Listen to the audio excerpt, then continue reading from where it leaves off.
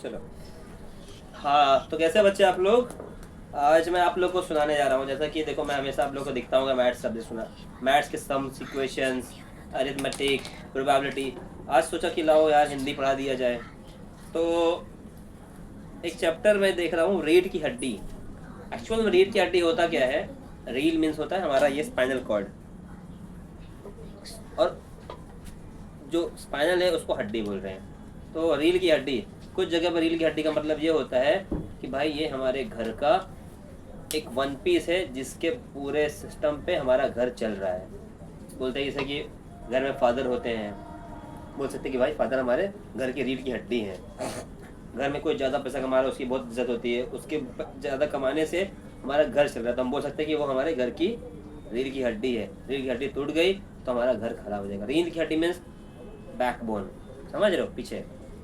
तो रीढ़ की हड्डी हम पढ़ाने जा रहे हैं, जिसके राइटर है जगदीश चंद्र माथुर, जो कि बुलंदशहर उत्तर प्रदेश के रहने वाले हैं। इनका परिचय कुछ इस तरीके से है। जगदीश चंद्र माथुर जी एक वरिष्ठ साहित्यकार और संस्कृति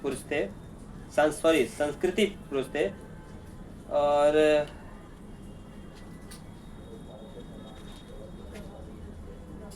काफ़ी सारी इन्होंने स्टोरी लिखी हुई है।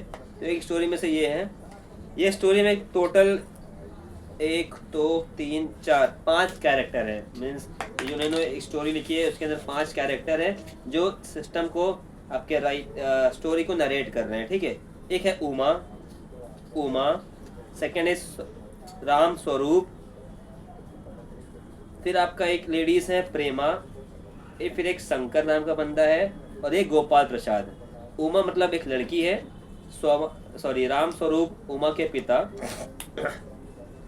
और प्रेमा उमा की माँ, शंकर एक लड़का है, और गोपाल प्रसाद शंकर जी की, मतलब कि यहाँ पर एक माता पिता है, एक पिता है, एक माता पिता की एक लड़की है, एक पिता है और एक बेटा है। तो स्टार्ट करते हैं हम लोग। स्टोरी कुछ इससे शुरू होती है। रतन कौन है? राम स्वरूप का नौकर। तो स्टोरी हमारी कुछ ऐसे शुरू होती है। अंदर के दरवाजे से आते हुए एक महाशय पीठ नजर आ रही है। मीन्स एक दरवाजा खुलता है, ऐसा पीछे के हिस्से से चलते चले आ रहे हैं, पीठ दिखती है। तो पीठ देख ऐसा लगता है कि कोई बुजुर्ग आदमी आ रहा है, कोई अधेड़ उम्र का आ रहा है, एजेड आदमी आ रहा है। एक तख्त को पकड़े हुए कमरे से नजर आते हैं। तख्त का दूसरा सिरा उनके नौकर ने पकड़ रखता। अच्छा, तख्त क्या होता है? तख्त का मतलब होता है एक टाइप की पलंग, एक बड़ा सा प्लाई होता है, उसके 4 पिलर होते हैं, गांव में चौकी बोलते हैं। तो वो बूढ़ा इंसान तख्त को पकड़े हुए पीछे साइड से चलता चलता चला आ रहा है। तो उसका दूसरा साइड उनका नौकर रतन पकड़ के रखता है। राम स्वरूप बोलते हैं, अबे धीरे धीरे चलना, अब तख्त को उधर मोड़, चल। रतन, बिछा दे साहब। राम स्वरूप बोलते हैं गुस्से में, तेज आवाज में, और क्या करेगा? परमात्मा की यहाँ अकल बट रही थी जो तू परमात्मा के यहाँ अकल बट रही थी, तू तेरे देर पहुंचा था। बिछा दूं साहब? रतन, बिछा दूं साहब? और यह पसीना नहीं किसने कब आया है? रतन हंसते हुए, मतलब राम स्वरूप जी उनको डांट रहे हैं, तो भाई नौकर तो ही हंसेगा ही। उसके बाद राम स्वरूप बोलते हैं, और बीबी जी के कमरे से हारमोनियम उठा लिया और सितार भी लेके आना। फिर तुम्हारा रतन, जी साहब हम लेके आएंगे। अब प्रेमा बोलती हैं, उधर से आवाज आती है, बुढ़ाऊ अपनी पलंग लेके पीछे साइड जा रहे हैं, रतन जी सब पकड़ के हैं, साइड से आवाज आती है, प्रेमा, लेकिन तुम्हारी वो लड़की बेटी उमा है ना, मुंह फुलाए बैठी हुई है, ऐसा करके। राम स्वरूप, क्या हुआ? उसे क्या हो गया? प्रेमा बोलती हैं, तुम्ही ने तो कहा था कि उसे ठीक ठाक करवा के नीचे लाना। राम स्वरूप बोलते हैं, अरे हाँ, देखो देखो, उमा से कह देना कि जरा ठीक ठाक तैयार हो के आए, ये लोग जरा ऐसे ही हैं, खुद पढ़े लिखे हैं, वकील साहब भी हैं, तो सभा सोसाइटी वाले भी हैं, लेकिन इनको लड़की चाहिए कौन? कम पढ़ी लिखी। ऐसी सोच वाले मनुष्य भी इस दुनिया में रहते हैं। ऐसा राम स्वरूप जी ने अपनी बीवी, अपनी पत्नी को कहा, प्रेमा को। प्रेमा, और लड़का कैसा है जी? प्रेमा बोलती है राम स्वरूप को, और लड़का कैसा है? राम स्वरूप, बाप शेर है तो लड़का सवा शेर। बीएससी के बाद लखनऊ में ही तो पढ़ता है मेडिकल कॉलेज में। कहता है कि शादी का सवाल दूसरा है, पढ़ाई का दूसरा है, क्या करूं, मजबूरी है साहब। मतलब अब राम स्वरूप जी अपने बेटे को, सॉरी अपनी बीवी को एक्सप्लेन कर रहे हैं लड़के का कैरेक्टर। रतन रतन एंट्री मारता है कहीं से धीमी आवाज में, बाबूजी बाबूजी। राम स्वरूप दरवाजा खोलते हैं ऐसा झाँक कर, अरे प्रेमा वे आ भी गए, तुम उमा को समझा देना थोड़ा सा। हाँ हाँ मैं समझा दूंगी, आइए आइए आइए आइए। हाँ मकान ढूंढने में तकलीफ तो नहीं हुई? राम स्वरूप जी बोलते हैं। अब गोपाल प्रसाद जो अलग कैरेक्टर है, शंकर के पिता, गोपाल प्रसाद जी बोलते हैं नहीं नहीं, टांगे वाला जानता था, रास्ता मिलता कैसे नहीं। राम स्वरूप हंसते हुए हाँ हाँ हाँ, और कहिए शंकर बाबू कितने दिनों की छुट्टी पे आए हैं? शंकर शंकर अब आया किसका? राम प्रसाद का लड़का। शंकर बोलता है जी कॉलेज की तो छुट्टियां नहीं है, वीकेंड चल रहा था उसी में आए हम। राम स्वरूप तो आपके कोर्स खत्म होने में अब लगभग साल भर रह गया होगा। शंकर अरे नहीं नहीं ऐसी बात तो नहीं है, यही कुछ 2-4 साल। राम स्वरूप 2 साल? शंकर हंसते हुए हाँ हाँ 1 साल तो मार्जिन रखना ही पड़ता है ना, हम तो आधा बताएंगे तभी तो मजा आएगा। गोपाल प्रसाद जी बोलते हैं अपनी आवाज में और तरीका बदलते हुए, अच्छा तो साहब फिर बिजनेस की बात हो जाए, कुछ बातचीत कर लेते हैं। राम स्वरूप चौंक, हाँ ऐसा कैसे हो सकता है, बिजनेस? ओह अच्छा, लेकिन जरा नाश्ता तो लगवा दीजिए। अब राम प्रसाद बोलते हैं ना ना इतनी तकल्लुफ की बात नहीं करते हैं। तकल्लुफ मतलब इतनी परेशानी किस बात की है? राम स्वरूप हाँ हाँ तकल्लुफ किस बात का है, यह तो मेरी बड़ी तकदीर है कि आप मेरे घर तशरीफ लाए। अब गोपाल प्रसाद जी बोलते हैं क्यों क्या हुआ? शंकर कुछ नहीं कुछ नहीं। गोपाल प्रसाद जी बोलते हैं झुक कर क्यों बैठता है हो, ब्याह करने आए हो, कमर सीधी करके बैठो। मतलब गोपाल जी अपने बेटे को बोल रहे हैं अबे झुक के क्यों बैठ रहा है तू, स्ट्रेट खड़ा हो, शादी करने आया है तू, ब्याह करने आया है, सीधे बैठ ऐसा। तुम्हारे दोस्त ठीक कहते हैं कि शंकर की बैकबोन हो तुम। बैकबोन देखो वर्ड आया इसके अंदर, बैकबोन मतलब रीढ़ की हड्डी। शंकर को उनके पिता राम प्रसाद जी बोलते हैं कि भाई तू सीधा स्ट्रेट बैठ, शादी करने आया है तू। उतने में साइड से चाय लेते हुए राम प्रसाद जी आते हैं, मेज पर रख देते हैं। गोपाल प्रसाद जी आखिर आप माने नहीं जी, चाय लेकर आ ही गए हो। राम स्वरूप जी चाय प्याले में डालते हुए हाँ हाँ आप विलायती पियेंगे या हिंदुस्तानी? गोपाल प्रसाद जी बोलते हैं नहीं नहीं साहब, मुझे आधा दूध और आधी चाय दीजिए और जरा सा चीनी भी डाल दीजिएगा। शंकर ऐसी आवाज में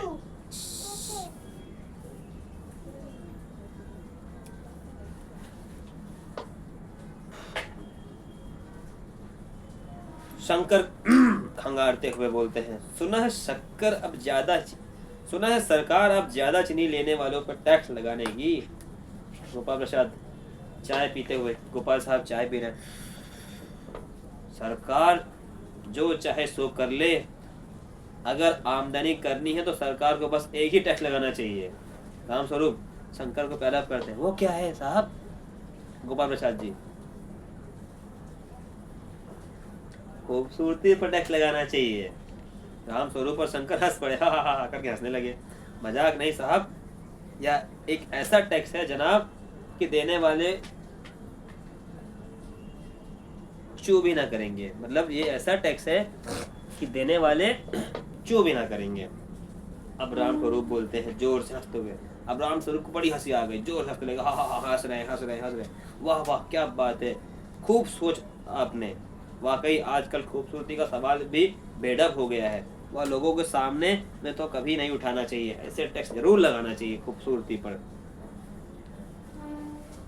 अब गोपाल साहब हमारे बोलते हैं चाय रखी हुई है ट्रे पे, मस्त समोसा से उठाते हैं, कभी नहीं साहब कभी नहीं, ऐसा टैक्स नहीं लगना चाहिए। अब राम स्वरूप शक्कर उठाते हुए आपका क्या ख्याल है शंकर बाबू?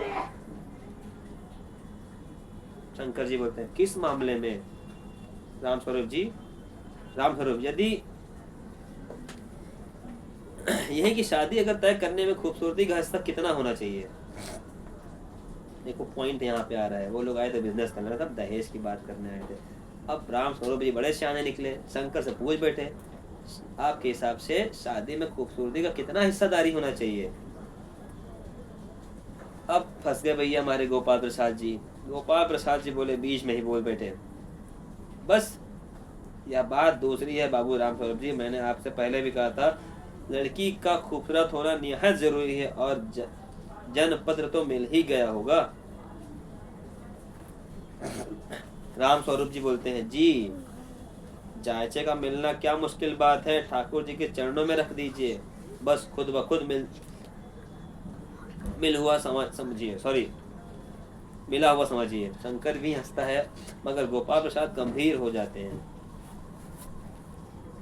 मतलब अब यहाँ पर उन्होंने कुछ ऐसा जवाब दिया कि शंकर को समझ में नहीं आया, लेकिन शंकर के पिताजी गोपाल जी को कुछ न कुछ तार में काला लग गया कि यार कुछ तो बड़ा बोल दिए। अब गोपाल प्रसाद जी बोलते हैं, लड़कियों को अधिक पढ़ाने की जरूरत नहीं है, सिलाई बुनाई कर ले बस। मतलब इनकी मानसिकता, शंकर के पिताजी जो गोपाल चंद्र हैं, गोपाल जी हैं, उनकी मानसिकता आज भी वही है कि लड़कियों को ज़्यादा पढ़ाना लिखाना ही चाहिए। मतलब बेटा पढ़ के वकील वकालत कर रहा है, मेडिकल की पढ़ाई कर रहा है, लेकिन बहू चाहिए कौन सी इनको, अनपढ़। ये भाई मानसिकता बड़ी खराब है। किसकी मानसिकता है ये, गोपाल प्रसाद जी की। तभी राम स्वरूप जी बोलते हैं, हाँ सही बोल रहे हैं जनाब, आप सही बोल रहे हैं, लड़कियों को ज़्यादा पढ़ाना लिखाना नहीं चाहिए, बस खाना बनाना आना चाहिए, घर के कुछ काम आ जाए, बस इतना ही। राम स्वरूप जी को तो बोलना ही पड़ेगा भाई, शादी भी आना है उनकी लड़की की, अपने उसके शंकर के साथ, उनके बेटे के साथ। तभी गोपाल प्रसाद जी बोलते हैं और शंकर चश्मा एक साथ। राम स्वरूप जी बोलते हैं, जी वो तो वह पिछले महीने में ही इसकी आंखें दुखने लग गई थी, कुछ दिनों के लिए चश्मा लगाना पड़ रहा है। मतलब शायद से इनकी जो लड़की थी, क्या नाम था, उमा की एंट्री हो जाती है। उमा एंट्री मारती है, एंट्री मारने के बाद शायद एंट्री होते ही साथ राम स्वरूप जी बोलते हैं, सवाल पूछ लेते हैं,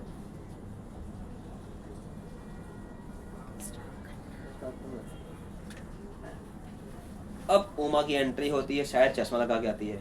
उमा की एंट्री हुई तो शंकर की नजर पड़ती है, हाँ चश्मा। राम स्वरूप बोलते ना घबराने की बात नहीं है, पिछले महीने चश्मा लगा, कुछ आंखों में दिक्कत हो रही थी, कुछ दिनों तक चश्मा रहेगा, उसके बाद सही हो जाएगा।